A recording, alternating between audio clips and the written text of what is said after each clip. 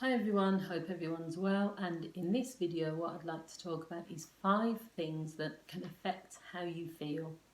So I could have probably made this video in 5 different parts, but I thought, you know what, I'll just try and keep it succinct.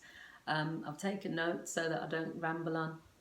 And the reason I'm making this video is because this is something that people don't often think about. They are feeling a certain way, so maybe they start to feel that their mood has dropped. I get a lot of my clients talk about they're just having low moods and they don't know why.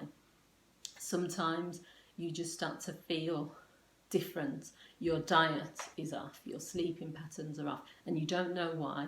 And these could be the reason of some of the things that I'm going to speak about. So the first one is your environment. So you don't always have control over which environments you're in. However, what you do is you need to take control of the environments that you can control. So an example would be, you might be living at home with a big family. You can't decide how noisy it's going to be. You can't decide probably the decor, but you can make your bedroom maybe more of a, or individual areas, more of a tranquil space. So you would start with things like decor, things that make you feel good. Photos is a good one. So you can look up at that photo and you can feel some sort of emotion, colour, texture, height, little funny things, quotes on the wall. There's so many things you can do that don't even cost a lot of money, but when you surround yourself with things like that, it changes the environment. The second thing that you can also do is find places that you enjoy being at. They bring you peace. I take short breaks every few months, and I love getting away to the countryside because I live in the city and it's very built up, it's very full on. So coming out to the countryside where there's actually nothing to do except relax, go for walks, I love it. So it just, changes up the environment but also helps you with how you feel. The second one is routines and habits. If you have poor habits, poor sleeping habits, poor routines, you're always in chaos, you're always rushing to do things, you're always never got enough time, you're never organised, it is going to impact on how you feel. You'll always be on edge because there'll always be more to do. You'll always feel like you're failing because you haven't done the housework, but you've been busy doing this because you haven't had time to do the shopping. Especially if you're a parent.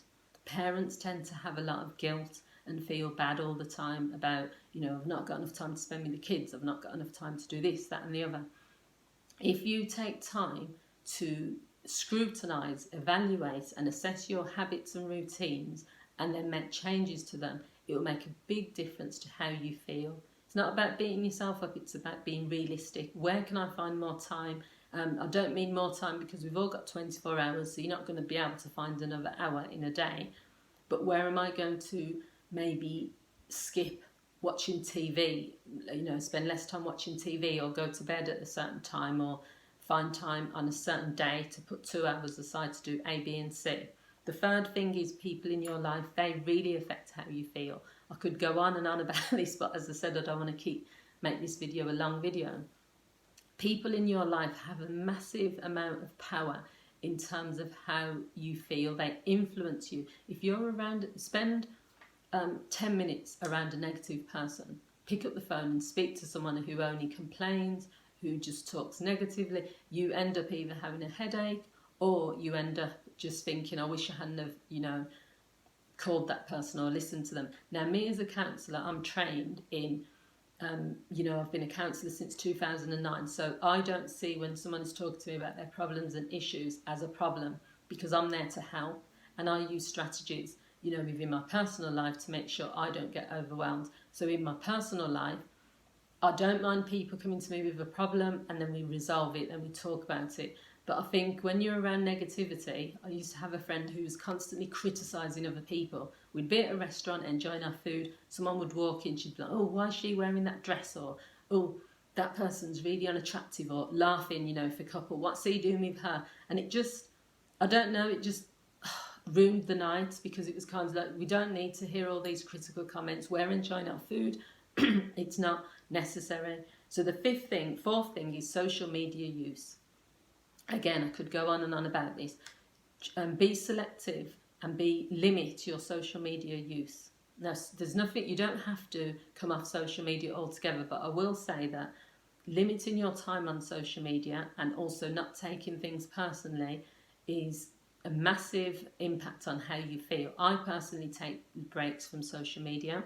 There's times where I've even come off social media for a week. Now I limit my time on that, and it just makes a big difference. I just think that's another topic in itself. And so I've made a video called Social Media Creating Issues in Your Relationship, so you can check that out. But there's other things as well that cause an issue. And the final one is work stress.